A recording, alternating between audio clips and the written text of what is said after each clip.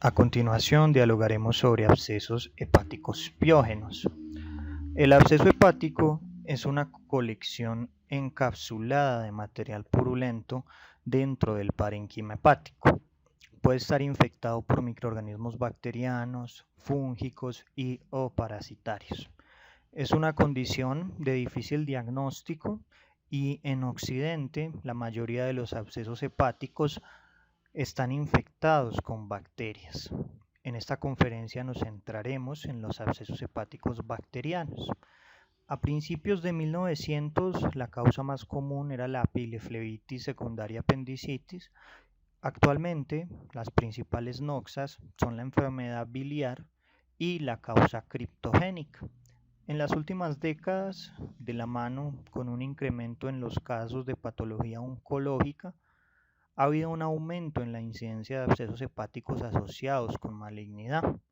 Los abscesos hepáticos tienen una frecuencia entre 2.3 a 275.4 por 100.000 hospitalizaciones. La mortalidad de los abscesos hepáticos es alta, si bien a principios de siglo la mortalidad era de 75 a 80%, hoy en día se mantiene entre 10 a 40%, cifras francamente elevadas. Existen factores de riesgo para el desarrollo de abscesos hepáticos y condiciones que se asocian con una mayor morbimortalidad. Los factores de riesgo que predisponen al desarrollo de abscesos hepáticos son la diabetes mellitus, la cirrosis, la inmunosupresión, el uso de inhibidores de la bomba de protones, el género y la edad. La diabetes mellitus de hecho está presente en el 29.3 a 44.3% de los pacientes con abscesos hepáticos. Recuerden que los diabéticos tienen más probabilidades de tener múltiples abscesos y esto se debe a que la hiperglicemia altera el metabolismo de los neutrófilos, además altera la quimiotaxis y disminuye la fagocitosis. Los cirróticos tienen 15.4 veces más probabilidades de desarrollar abscesos hepáticos. Y entre las causas de inmunocompromiso más documentadas en la literatura destacan las inmunodeficiencias como el VIH-Sida, la quimioterapia, el cáncer, la terapia inmunosupresora, el trasplante de órganos y la esplenectomía. Ustedes se preguntarán por qué los inhibidores de la bomba de protones como el omeprazol, el esomeprazol, el lansoprazol se asocian con un riesgo incrementado de absceso hepático. Esto se vincula con la alcalosis gástrica. Recuerden que el pH ácido tiene una función de defensa natural a nivel del estómago. Cuando disminuye la defensa natural del estómago porque el pH se convierte en alcalino, esto genera una alteración del efecto inmune normal del ácido gástrico, por lo cual existe un riesgo incrementado para desarrollar abscesos hepáticos. Y en este orden de ideas vale la pena mencionar un estudio publicado por Wong en el año 2015. En este estudio se documentó que a una mayor dosis de inhibidores de la bomba de protones existía un mayor riesgo de abscesos hepáticos. Este estudio se realizó en Taiwán durante un periodo de tiempo de 10 años y siguió a los pacientes durante 90 días. En el peor de los casos, el OR para el desarrollo de abscesos hepáticos era de hasta 6.5. Otros estudios han mostrado que existe un mayor riesgo para desarrollar abscesos hepáticos en varones mayores de 57 años. Existen también factores que se vinculan con una mayor morbimortalidad. La morbimortalidad de los abscesos hepáticos es alta. Si bien ha disminuido en las últimas décadas, hablamos de mortalidades que alcanzan el 30 a 40% según la serie. Cheng et al. Dividió, a partir de un estudio realizado con 134 pacientes, una población que se encontraba en mayor riesgo de morir. Y esta población que tenía un mayor riesgo de morir eran pacientes masculinos con antecedentes de malignidad. Otros factores de riesgo descritos en la literatura: la ruptura del absceso, la presencia de falla multiorgánica, de SDRA, de hipotensión, de ictericia, de compromiso extrahepático, diabetes, sepsis, abscesos polimicrobianos, abscesos fúngicos y la presencia de abscesos mayores de 5 centímetros. La fisiopatología de los abscesos hepáticos es variada porque las etiologías son múltiples y cada etiología tiene una fisiopatología particular. Nos vamos a centrar en los abscesos vinculados con patología biliar. El árbol biliar normalmente es estéril. Cuando ocurre una obstrucción de las vías biliares, sea por algo externo o intrínseco, por afectación del triángulo de Admiral-Small, colesterol, lectina y ácidos biliares, como es el caso de los litos, aumenta la colonización porque fallan los mecanismos de defensa. Esto genera un ascenso de las bacterias desde el intestino y se desarrolla algo que se conoce como bacteriobilia. La bacteriobilia es la presencia de bacterias dentro de la bilis. Esto lleva a que se desarrollen infecciones que suelen ser polimicrobianas y esas infecciones se asocian con una respuesta inflamatoria. Se asocia puntualmente con episodios repetidos de colangitis aguda. Como mencionamos, las infecciones suelen ser polimicrobianas y entre los microorganismos aislados destaca la E. coli, las especies de Klebsiella, las Enterobacter cloacae, los enterococos y los bacteroides. Finalmente, la proliferación de estos microorganismos lleva al desarrollo de un absceso hepático y existen varias vías para el desarrollo de abscesos hepáticos, ascendente por vía biliar, iatrogénico, traumático, embólico, por contigüidad, hematógeno y criptogénico. La propagación hematógena se asocia con bacteriemia sistémica y con infecciones intraabdominales. Sin embargo, la bacteriemia solo es detectable en un 43% de los casos. Ejemplos de infección intraabdominal, la apendicitis y la diverticulitis, donde las bacterias hacen siembras en los vasos portales y causan pileflebitis y piremia portal.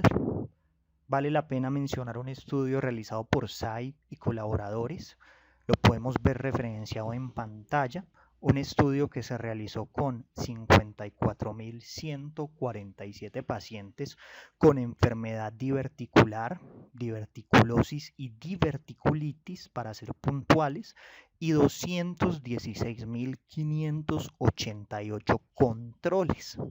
Fueron pareados y se encontró que la incidencia de abscesos hepáticos era 2.44 veces mayor en los pacientes con enfermedad diverticular. El cáncer colorectal no metastásico también se asocia con abscesos hepáticos. Esto se debe a la destrucción de la mucosa por el tumor que permite la invasión de bacterias y la entrada de las mismas en el torrente sanguíneo. También se han informado casos similares luego de la realización de polipectomías debido a microperforaciones colónicas que ocurren durante estos procedimientos. La ruta de infección más común entre todas estas es el árbol biliar, que es responsable, según la serie, del 30 al 50% de los casos. En cuanto a los agentes infecciosos causales, antes de 1980, la Escherichia coli era el patógeno más común en todo el mundo. Esto ha venido cambiando. Y si ustedes revisan la literatura, algunos autores afirman que en la actualidad el microorganismo más común es la Klebsiella pneumoniae, especialmente en Asia, donde representa entre el 50 al 73% de los casos. Esto puede estar relacionado con el incremento de los casos de diabetes mellitus, ya que los diabéticos son más susceptibles a infecciones por Klebsiella pneumoniae. La incidencia de Clostridium perfringens también se ha documentado en la literatura y en los últimos años ha aumentado, sin embargo continúa siendo un agente etiológico raro. Las infecciones suelen ser mixtas, dependiendo de la serie, hablamos que son polimicrobianas en un 14 a un 55% de los casos, como afirma Mavilia en el artículo que pueden ver citado en la parte inferior, publicado en el año 2016. Debemos destacar que muchas bacterias causales de abscesos hepáticos son productoras de BLE. En cuanto a los microorganismos causales, este documento de Chi nos entrega un panorama sobre la fauna causal de los abscesos hepáticos. La E. coli siendo responsable del 21 al 36% según este autor, la Klebsiella pneumoniae entre el 9 al 31%, hallazgo que discrepa con el descrito por Mavilia en su artículo de revisión. Noxas polimicrobianas en un 40 a 68%, infecciones bacterianas por bacterias multidrogoresistentes en un 31 a 68% de los casos, enterococos sin un porcentaje tipificado, además de que existe un riesgo de que las bacterias causales del absceso hepático tengan mutaciones TEM1, TEN2 o CHIP1, y estas mutaciones llevan a la aparición de BLE, que son resistentes a los antibióticos beta-lactámicos, exceptuando las cefamicinas y los carbapenémicos. Cuando nosotros hablamos de infecciones polimicrobianas, debemos mencionar las bacterias aeróbicas gram positivas que están presentes en el 50% de los aislados y las bacterias aeróbicas gram negativas que están presentes en aproximadamente el 30% de los aislamientos. Un estudio publicado en el año 2020 que comparó la mortalidad de los abscesos hepáticos por E. coli y los abscesos hepáticos no causados por E. coli en términos de mortalidad, encontró, luego de analizar 193 ingresos hospitalarios consecutivos por abscesos hepáticos piógenos, que los pacientes con E. coli eran más propensos a tener ictericia, aislamientos polimicrobianos 57.1 versus 21.6% con una P significativa, origen biliar 71.9 versus 39% con una P significativa y shock séptico un 38.6% versus un 12.5% con una P significativa. Además, en los pacientes con aislamiento de E. coli, la terapia antibiótica sola, sin drenaje percutáneo, era menos efectiva o menos común. Hablamos de 5.3 versus 18.5%. También los pacientes que tenían infecciones por E. coli mostraron una mayor mortalidad. Hablamos de 28.1% versus 11% con una P de 0.003. Los abscesos también pueden tener una etiología maligna. Los abscesos malignos se dividen en tres, como vemos en pantalla: por infección secundaria a un tumor hepático primario, por infección secundaria de una lesión hepática metastásica y por superinfección de una necrosis espontánea. Vamos a empezar hablando de la infección secundaria de un tumor hepático primario. Esta puede desarrollarse espontáneamente en un área de necrosis central que puede infectarse con bacterias. También es posible que el cáncer cause una obstrucción biliar y puede ser una manifestación inicial de un hepatocarcinoma, el absceso hepático que nosotros encontremos. Y si este es el caso, el pronóstico va a ser peor, porque el absceso hepático va a retrasar el diagnóstico del cáncer. Es así que cuando nosotros tengamos un paciente con un absceso hepático, debemos descartar un diagnóstico diferencial de hepatocarcinoma. En cuanto a las infecciones secundarias de metástasis hepáticas, la formación de los abscesos en el contexto de las metástasis es rara, pero puede ocurrir.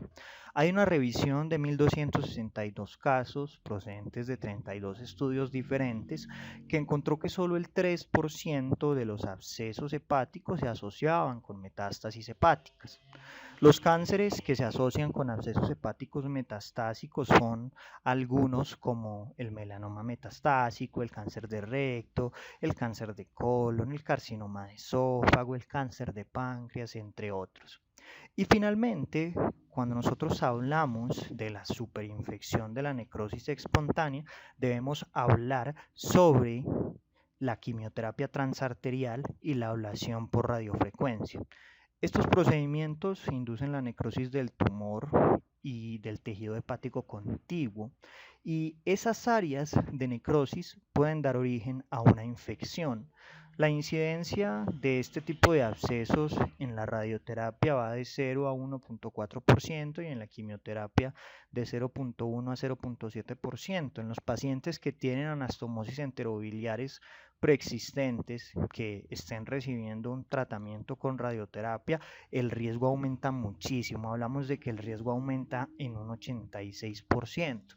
Por esto, algunos autores han propuesto la profilaxis antibiótica en la quimioterapia transarterial y la ablación por radioterapia, pero esto es algo que es controvertido. En pacientes con anastomosis enterobiliar se han recomendado algunas pautas de profilaxis antibiótica con piperacilina tazobactam antes de la ablación con radiofrecuencia y después durante un periodo de tiempo de al menos de 10 días luego del procedimiento.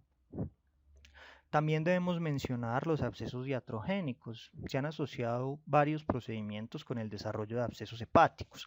Por ejemplo, la quimioterapia transarterial, la radioablación, los procedimientos biliares donde la incidencia puede llegar a ser de hasta un 26%, el drenaje biliar, las yeyunostomías hepáticas, la esfinterotomía, las anastomosis enterobiliares, las embolizaciones arteriales utilizadas en el tratamiento de traumas, las coledocoduonestomías, el trauma contuso asociado a procedimientos quirúrgicos, los abscesos iatrogénicos asociados a instrumentación, la laparoscopia y las colecistectomías. Debemos diferenciar los abscesos piógenos de los amebianos. El agente causal de los abscesos amebianos, como vemos en esta tabla extraída de un artículo de Kim, es la entamoeba histolítica, mientras que los abscesos piógenos son secundarios a microorganismos como E. coli, Burkholderia, Klebsiella, Staphylococcus o Noxas polimicrobianas, incluyendo anaerobios. La distribución de los abscesos amebianos, al igual que los abscesos piógenos, es global. Sin embargo, los abscesos amebianos tienen algunas zonas donde son endémicas, sobre todo en países del Caribe y en África. La adquisición de los abscesos amebianos es por un saneamiento pobre, por agua contaminada, mientras que los abscesos piógenos de noxa bacteriana suelen estar asociados con enfermedad biliar, con instrumentación, con iatrogenia, entre otros. En cuanto a los hallazgos imagenológicos, los abscesos amebianos usualmente son simples, son solamente uno, mientras que los abscesos piógenos pueden ser únicos o pueden ser múltiples, son múltiples sobre todo en población diabética. La Organización Mundial de la Salud estima que la entamoeba histolítica es responsable de 50 millones de infecciones y 100.000 muertes anuales en todo el mundo. El absceso hepático amebiano es la complicación extraintestinal más frecuente de las infecciones por entamoeba histolítica, pero solo afecta al 3 a 9% de los pacientes. Puede ocurrir luego de varios años después de la infección entérica. Luego de la ingestión, la entamoeba histolítica transita hacia los intestinos, donde causa destrucción de tejidos y úlceras en la mucosa que se asocian con microabscesos mucosos. Posteriormente, las amebas acceden al sistema portal y al hígado a través de la invasión de las vénulas intestinales, y las lesiones hepáticas surgen de la lisis de leucocitos y macrófagos por la entamoeba histolítica, con liberación de citoquinas que conducen a la necrosis hepática y que van a causar ese pus chocolate característico. El diagnóstico de la entamoeba histolítica se basa en la identificación de anticuerpos específicos en suero mediante varias técnicas como hemaglutinación indirecta, ELISA, inmunofluorescencia indirecta o técnica de aglutinación de látex. La ecografía es una buena modalidad imagenológica para diagnosticarlo. El tratamiento es distinto, se trata con metronidazol, es el fármaco estándar de elección a dosis de 1.5 a 2 gramos diarios por vía oral o por vía intravenosa durante periodos de 10 días, pero el tratamiento debe complementarse con la erradicación intestinal local de la mebiasis. Se puede utilizar tiliquinol, tilbroquinol, 4 cápsulas día durante un periodo de tiempo de 10 días. La aspiración con aguja guiada por ecografía debe realizarse si el absceso es accesible, así como el drenaje percutáneo en caso de que el absceso sea grande. Hablamos de grande cuando es mayor a 10 centímetros en este contexto. Aquí vemos las rutas de absceso hepático y sus noxas. Como ustedes pueden apreciar, algunas de ellas se superponen. Causas malignas, primarias o por metástasis. Vemos también causas infecciosas por enfermedades biliares, apendicitis, diverticulitis, enfermedad inflamatoria intestinal, abscesos iatrogénicos por procedimientos biliares, por injuria biliar, por cirugía, por embolización arterial en el contexto de los traumas. Vemos las rutas que nos llevan a la formación de un absceso hepático, la ruta contigua, la vía arterial hepática, la vía venosa portal asociada a enfermedad del árbol biliar, y recordemos también las noxas embólicas, también las noxas iatrogénicas, entre otras. En cuanto a la etiología, cuando nosotros hablamos de abscesos piogénicos hepáticos, este artículo publicado por Santas Rosa nos habla de que las tres principales etiologías son biliares, criptogénicas y portales. Ustedes pueden ver que lo que encontramos en la literatura es variable. El cultivo es positivo en el 70% de los pacientes, según Santas Rosas, y el microorganismo más prevalente aislado en el escrito reportado por este autor es la E. coli en un 50%, de las cuales el 25% son productoras de BLE y son multiresistentes. En este artículo de Larrier vemos las causas de los abscesos hepáticos luego del trasplante y la frecuencia de los mismos. Como ustedes pueden apreciar, la principal es la causa biliar, seguida del arterial, seguido de las siembras, de los errores técnicos y por último de la endoscopia o las intervenciones radiológicas. En cuanto a las características, el lóbulo derecho del hígado es la ubicación más común, representando el 68.7% de los casos. Los abscesos suelen ser únicos y representan este tipo de manifestaciones el 67 al 95% de los casos. Son múltiples en el 18 a 32% de los mismos. Los abscesos son sólidos en el 58% de los reportes y quísticos en el 42%, y hay gas en el 17%. Los síntomas y los signos de los abscesos hepáticos son inespecíficos, pero se resumen en pantalla con los porcentajes de frecuencia. Fiebre 59 a 90%, taquicardia 52%, náuseas 43 a 68%, dolor abdominal 39 a 84%, vómito 30 a 32%, efusiones pleurales derechas 28%, pérdida de peso 26%, ascitis 18 a 21%, signo de Morphy 16%, patomegalia 16 a 52%, distrés respiratorio 13%, hipotensión 13 a 30%, diarrea, anorexia, ictericia. En cuanto a las anormalidades de laboratorio, se va a encontrar una elevación de la proteína C reactiva, se pueden encontrar alteraciones en los niveles de hemoglobina, bilirrubina, GGT, leucocitos, elevaciones de la LT, alteraciones en los niveles de albúmina. La hipoalbuminemia es un marcador de mal pronóstico según la literatura, alteraciones en el AST, alteraciones en el INR. En el 90% de los casos, el diagnóstico va a ser imagenológico asociado con la clínica, y la ecografía y la tomografía, según los reportes de la literatura, tienen sensibilidades que varían del 96 al 100%.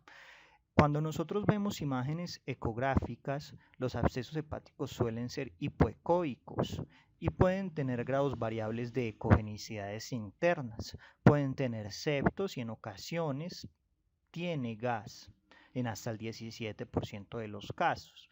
En la eco con contraste se inyecta un contraste y se obtienen imágenes en fase arterial a los 10 y 30 segundos luego de la inyección, en fase portal a los 30 a 120 segundos luego de la inyección y en fase tardía luego de 120 segundos de la inyección. En la fase arterial se va a ver un realce del borde y de los septos y en la fase tardía se va a ver un lavado de la lesión.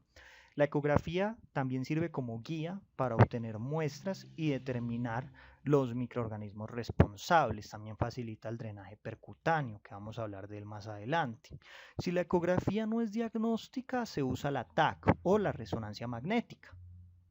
En la TAC, sin contraste, los abscesos tienen una atenuación menor en comparación con el tejido hepático normal y ya con contraste yodado intravenoso vamos a ver cómo hay un realce del borde y de los septos internos y este realce se debe a la mayor vascularidad de la pared del absceso y de los septos. En la resonancia magnética los abscesos son hiperintensos en T2, como podemos ver acá, e hipointensos en T1.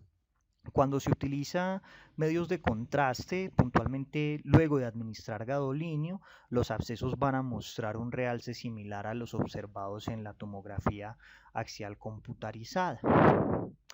Chi, en su artículo publicado en el 2018, propone unos criterios diagnósticos para los abscesos hepáticos. Él dice que si se cumple uno de los siguientes criterios, podemos diagnosticar un absceso hepático.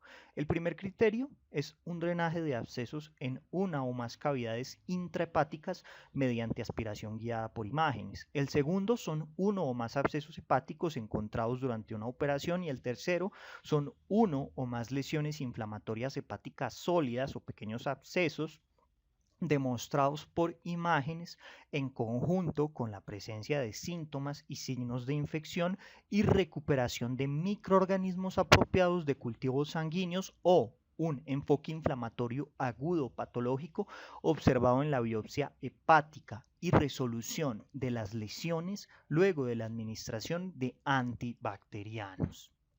En cuanto al tratamiento, antes de 1980 el manejo de elección era el drenaje quirúrgico abierto. Luego de 1953 empezó a aumentar la popularidad del drenaje percutáneo y de hecho en la actualidad el drenaje percutáneo es el tratamiento de primera línea.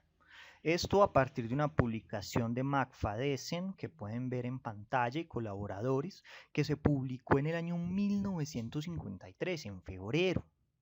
Los abscesos pequeños se ha propuesto que se manejen exclusivamente con antibióticos. Sin embargo, el manejo solo con antibiótico-terapia se puede asociar con una alta tasa de fracasos.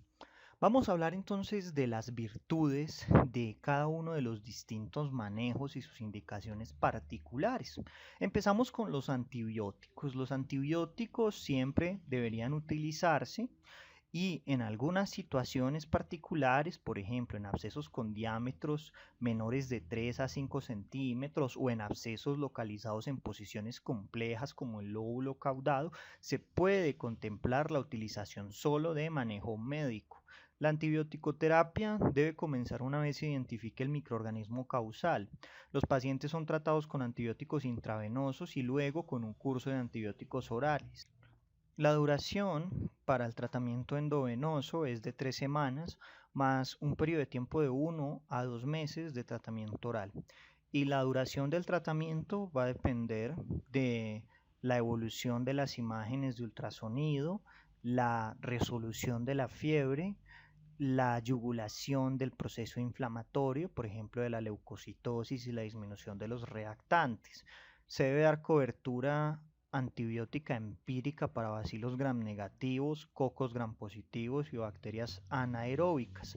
Para ello se pueden utilizar cefalosporinas de tercera generación más metronidazol o piperacilina tazobactam.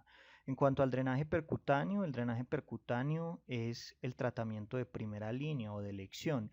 Es menos invasivo y tiene un menor riesgo de adherencias y contaminación. Además, es más barato que la cirugía.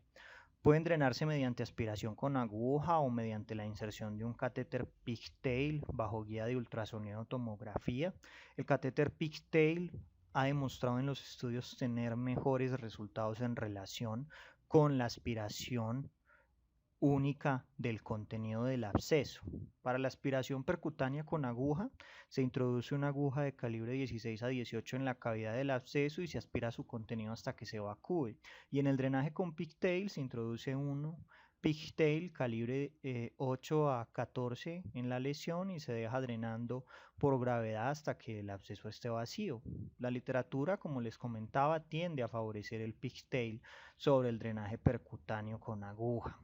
Sin embargo, la falla del drenaje puede ocurrir en hasta un 15 a 36% de los casos, dependiendo de la serie.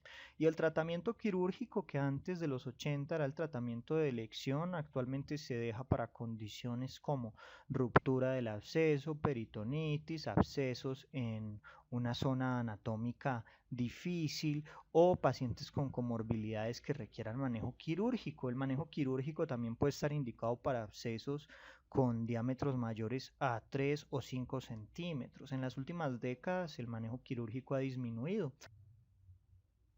La literatura afirma que ha disminuido en un 20%.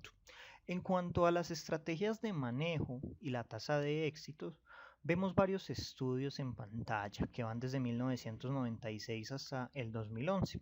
Este estudio de Alcofer afirma que la tasa de éxito del tratamiento médico es de 70% para los drenajes de 75.4 y para la cirugía de 91.6. Este estudio de Ferraoli del año 2008 afirma que el éxito del manejo con drenajes de 95.4 con una media de diámetro de 5.1 y del 93.2% con una media de diámetro de 5.3%. Comparen las medias de diámetros del estudio de Alcofer. Para el médico la media de diámetro era de 3.7 y a pesar de ello la tasa de éxito era de 70%, fracasaba el 30% de los casos.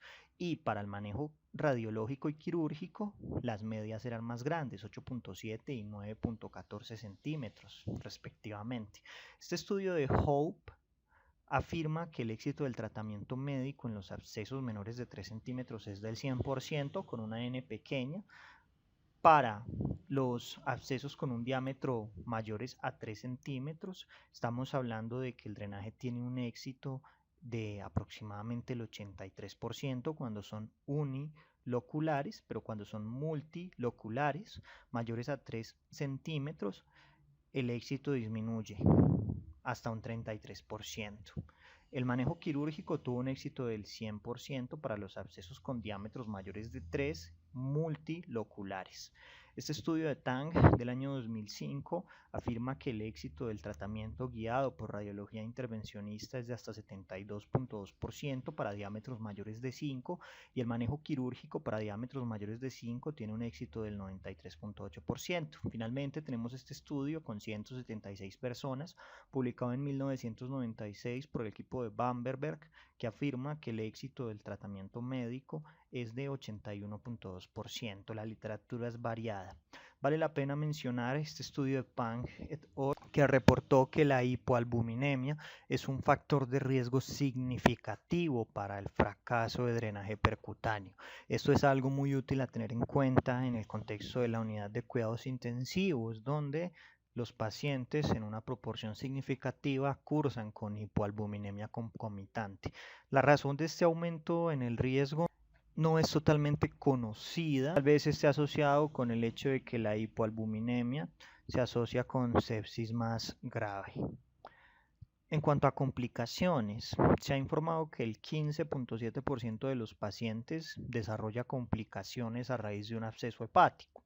Esto incluye metástasis sépticas que conducen a complicaciones extrahepáticas como endoftalmitis, embolia pulmonar séptica, infección de los pulmones, infección del sistema nervioso central, infecciones oculares, la ruptura del absceso, que también es otra complicación informada en la literatura. De hecho, las rupturas espontáneas ocurren en un 6.1% de los casos. También se ha informado que la probabilidad de ruptura del absceso es mayor en el contexto de los abscesos infectados por Klebsiella en comparación con otras bacterias. Los abscesos hepáticos también pueden erosionar el diafragma, pueden causar derrame pleural, empiema, neumonía, pericarditis, fístulas broncopleurales o duodenobroncofístulas, en el peor de los casos. La falla multiorgánica también puede ocurrir como consecuencia de un absceso hepático y claramente la muerte, además de peritonitis, sepsis, entre otras complicaciones potenciales. En pantalla vemos un algoritmo planteado por Mabilia para el manejo de los abscesos hepáticos. Lo primero que nos debemos preguntar es si el absceso está roto. Si es así, se debe realizar manejo quirúrgico. En caso de que no esté roto, debemos preguntarnos si el absceso es iatrogénico. En caso de que sea así, resección o manejo quirúrgico. En el caso de que no sea así, si es menor de 3 centímetros, inicialmente se da antibiótico-terapia con las consideraciones mencionadas previamente y de manera secundaria, en caso de que no funcione el manejo antibiótico, drenaje percutáneo. En caso de que el absceso sea mayor de 3 a 5 centímetros, vamos a preguntarnos si es uniloculado o multiloculado. Si es multiloculado, se hará drenaje quirúrgico o resección. Y si es uniloculado, se va a hacer drenaje percutáneo. En caso de que funcione, se va a considerar un segundo drenaje y en caso de que no funcione, se va a hacer un drenaje quirúrgico. Mensajes para llevar a casa. El absceso hepático tiene una alta morbimortalidad.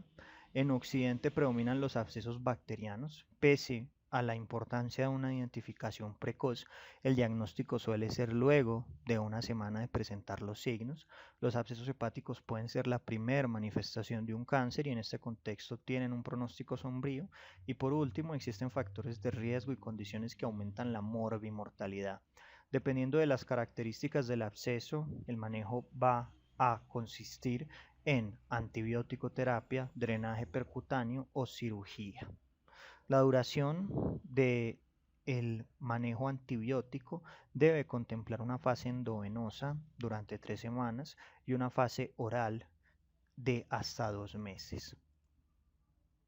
Muchas gracias.